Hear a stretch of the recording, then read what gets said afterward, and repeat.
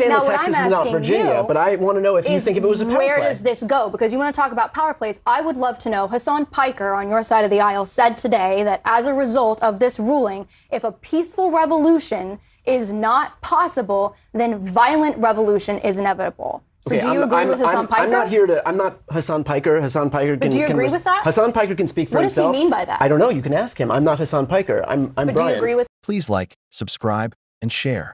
Brian Tyler Cohen appeared on CNN to challenge MAGA talking points and far-right misinformation. He debated Caroline Sunshine on the Alex Michelson show, and the exchange quickly got intense. Let's watch some clips and break down my thoughts on the debate together. Latest on the redistricting battle in the U.S. The Virginia State Supreme Court has struck down the Democrats' redistricting plan that voters approved a few weeks ago. The plan could have helped Democrats win as many as 4 more House seats, but the state's high court ruled that the process of creating the referendum violated the state constitution. State Democrats say they intend to appeal the case all the way to the U.S. Supreme Court, which has given states wide latitude when it comes to redistricting. President Trump took to social media to celebrate the decision, calling it a huge win for the Republican Party and America in Virginia. Meantime, Alabama lawmakers have approved a plan to hold new primaries if the court allowed the state to use different congressional districts in this year's elections. Let's bring in Brian Tyler Cohen, host of the No Lie with Brian Tyler Cohen podcast, and Caroline Sunshine, former communications aide for President Trump's 2024 presidential campaign.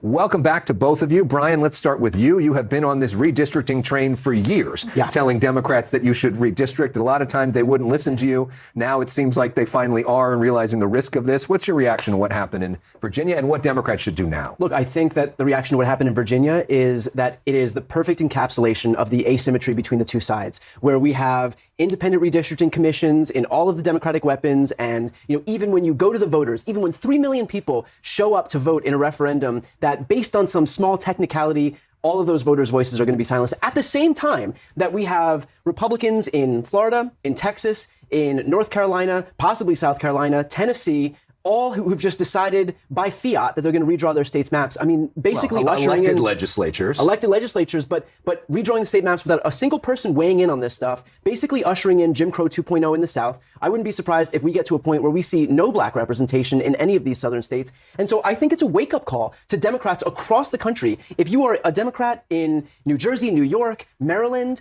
Illinois, Oregon, Washington, Colorado, this is the time to start fighting back and recognize the urgency of this moment right here. Because Republicans don't believe that Democrats have a right to exist as a party. And so if we don't start fighting back and if we don't stop unilaterally disarming, we're basically going to good government ourselves into obscurity. Caroline, what do you think of this? Is it Jim Crow 2.0? Well, so you're opposed to this because you think that this dilutes people's political power unfairly? Is that why you're opposed to this? I think that it dilutes the ability of people in certain jurisdictions to be able to vote for their representatives. Nashville has been cracked into multiple districts. Memphis has been cracked in multiple districts. And so there's no way that those people who live in those jurisdictions can vote for their representatives because the Republicans have purposefully gerrymandered those states to dilute their voting power. So you're against diluting voting power? I'm against gerrymandering. Okay, so do you support then illegal immigrants being allowed to vote in elections? Illegal immigrants don't vote in federal elections. Well, illegal immigrants are who Democrats want to vote in federal elections. But it doesn't matter if they want. It doesn't matter what anybody wants.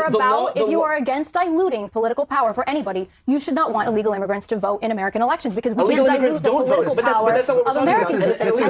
But this isn't a discussion about that. And illegal immigrants are not allowed to vote in federal elections. What about this move of what the Supreme Court did and what Republicans are doing right now when it comes to redistricting? A lot of this started with President Trump telling Texas to get him more congressional districts. Well, I think checks and balances played out here. I mean, the Virginia Supreme Court said this can't happen in 2026, but it could happen in 2028. So I'm not sure what the big deal is here. This went through the democratic process and the Supreme Court, the judge struck it down saying the language in the referendum was flagrantly misleading. And he's not saying it can't happen. He's just saying it can't happen in 2026 because it's unconstitutional. And he's correct because that is a flagrant power play by Democrats to try to reshape the midterms in 2026. So if you think that's a power play, was it a power play when Donald Trump demanded the same thing in Texas? Said that he was entitled to 5 seats in Texas? Was that a power play? Texas isn't Virginia. The states are sovereign according to the Constitution. The 10th Amendment says federalism. Each state has the right to conduct it differently. I'm asking you if it played out how it played out in Texas because Texas isn't Virginia. I understand that Texas is not Virginia, but I want to know if you think if it was a power play. Where does this go? Because you want to talk about power plays. I would love to know. Hasan Piker on your side of the aisle said today that as a result of this ruling, if a peaceful revolution is possible, then violent revolution is inevitable. So do you agree with Hasan Piker? I'm not Hasan Piker. Hasan Piker can. Do you agree with that? Hasan Piker can speak for himself. What does he mean by that? I don't know. You can ask him. I'm not Hasan Piker. I'm But Brian. do you agree with that? Do you condemn that? Call Hasan Piker Where and do you want ask. to see this go? What I'm here. I don't care what Hasan Piker says. I'm not Hasan Piker. I don't think Brian's pushing for a violent revolution. Yeah, either. Are you or no? Just to be clear, because like, where does this go now that the Supreme Court in Virginia has ruled Here's this where is it goes. not constitutional? It goes to me calling on every Democratic elected official, either in the legislature or the governor's office, in Democratic states across the country, and demanding that they redraw maps to fight fire with fire and actually counteract what Republicans have done in a raft of different states across the country and what they continue to do in southern states across the country in response to the Voting Rights Act being gutted. Do you think that there should be a national ban on gerrymandering to try to stop this whole thing around the country? I'm not opposed to it, but I also believe that the Constitution says, 10th Amendment, what is not outlined here is left to the states. And I think states have a right to decide their own process. And that's what I'm arguing with you is the process played out here in Virginia. It was put on the ballot on a referendum directly to the voters. It barely passed. The language was extremely misleading. There was an appeal. It then went to the state Supreme Court. What's the problem here? Checks and balances played out. Please like, subscribe, and share. The vote didn't go the way Republicans in Virginia wanted, so they took it to a conservative Supreme Court hoping to overturn it. And this kind of thing has been happening for years. We've seen local communities vote against fracking, only for states to step in and reverse those decisions. There's even a state right now where voters approve tax money to help homeless veterans, but Republicans are still holding onto the funds instead of using them as intended. At some point, people start asking, what's the point of voting if courts or politicians can just ignore the results? That's not how democracy is supposed to work. When the Democrats put that forward, a national ban on gerrymandering in 2021, the Freedom to Vote Act, every single Democrat voted for it. Every single Republican voted against it. Do you think the United States Supreme Court, which has supported Texas's right to do this and has supported California's right to do this, will support Virginia's right to do redistricting? You think they might overturn this? No. I think that the Supreme Court has proven itself to be an arm of the Republican Party, if nothing else. And we have seen numerous instances where, whether it's this U.S. Supreme Court, where you had a bunch of justices beat their chest about the importance of precedent and the Voting Rights Act, which is, that precedent has been reaffirmed over and over and over again for the past 60 years, just like Roe was precedent that was reaffirmed over and over again. The Supreme Court stands for its own adherence to the Republican Party. You think the Supreme Court might step in?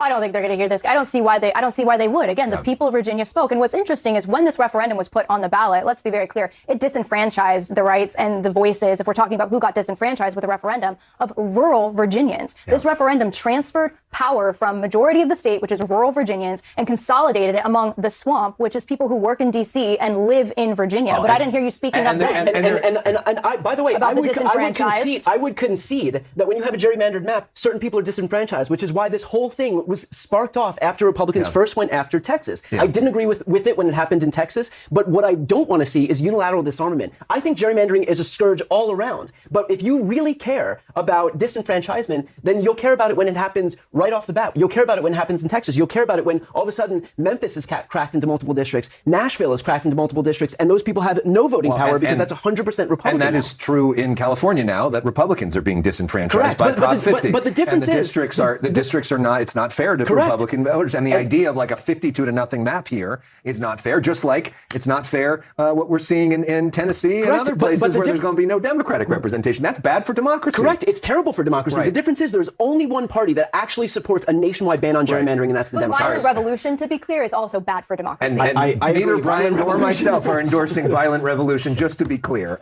always against political violence. I've said that repeatedly.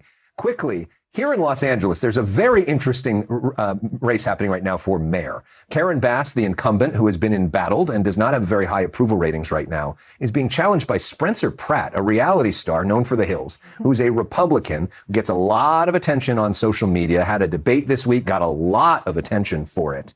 What do you make of what Spencer is doing right now? He's running ads that he's getting a lot of attention for. Certainly a lot of Republicans around the country who don't live in Los Angeles and can't vote for him are endorsing him. What do you think of his chances to actually win in a deeply blue city? I think Spencer Pratt could be the next mayor of Los Angeles, and I'll tell you why.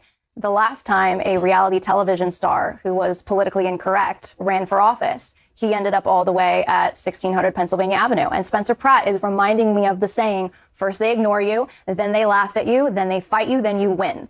He has the charisma of Mamdani, AOC, Trump. He has that outsider, anti-establishment energy, and he is good at harnessing attention. He is running, tactically speaking, a very nimble, agile, smart campaign. I can tell that campaign is not being governed by committee. My guess is it's a very small team of 5 to 6 people who, just like Trump in 2016, are able to move a lot faster than bloated political consultant type campaigns. And Spencer, people are saying they don't like his politically correct comments. So in the debate the other night, people said he was offensive maybe when he was suggesting that Nithya Raman go ask people who are homeless under the freeway for treatment. They were going to get stabbed in the neck, and people were really offended by that. Well, guess what? In Venice, California today, we had a man get his arm sliced off with a samurai sword. So Spencer Pratt, it looks like, is way more in touch with reality than the rest of the candidates on that stage. Quickly, Brian, thoughts on Spencer? What could possibly go wrong with a longtime reality star who speaks bluntly, knows how to game the media, and decides that he wants to be a politician? Look, I think that would What actually... do you have to lose, Brian? I think that Look that at would this actually city. carry... What do I you think that have would to actually lose? carry more weight if Donald Trump's approval rating wasn't what it is right now, and if he wasn't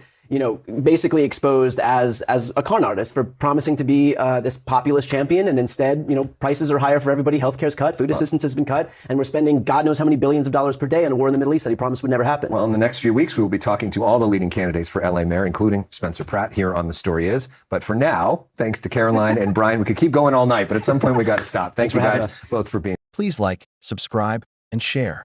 Brian Tyler Cohen made a strong point here. We've seen what happens when a reality TV star ends up running the country and surrounds himself with people who have little to no experience. From RFK Jr. to Kash Patel and others. Many of these appointments have raised serious concerns about qualifications and leadership. The problem is, when inexperienced people are put in charge of major cities or an entire country of more than 330 million people, the consequences can be huge. Government isn't something you can just figure out overnight. Experience matters, and understanding how the system works matters too.